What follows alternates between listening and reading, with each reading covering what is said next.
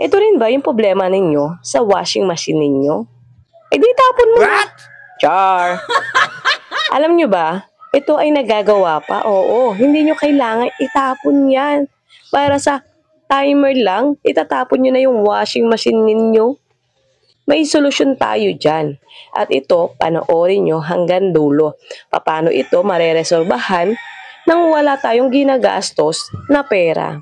Ito lang naman, ang magic mantika. O diba, lahat tayo may mantika sa bahay at ginagamit natin. Nakikita nyo ba yan? Ilalagay natin yan dito sa ating timer. Nakita nyo naman yung ating timer ay naka-stack, diba? Kaya, lalagyan natin ng langis. Ang ating timer kasi, yung nasa loob niyan ay plastic gear. Siguro, yung ating mga timer ay nauubusan ng grease o grasa. Kaya, siya ay nag-i-stack na.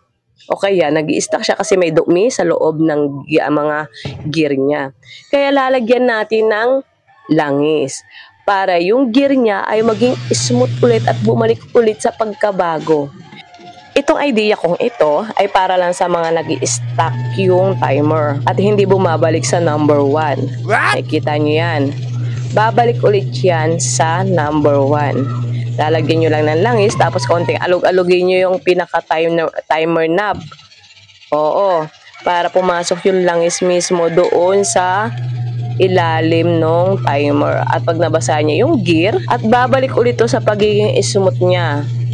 I swear, matagal na akong hindi bumibili ng timer.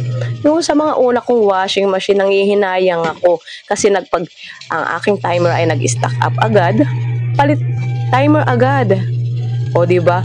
Pero ewan ko ba kung bakit sumagi sa isip ko na lagyan ko ng langis o mantika, kahit anong mantika. Tapos katagalan, effective naman, talaga naman effective talaga to at hindi na kayo mag-aaksaya ng pera. Talagang 100% na sure na maayos itong mga timer nyo, mga naka-stack.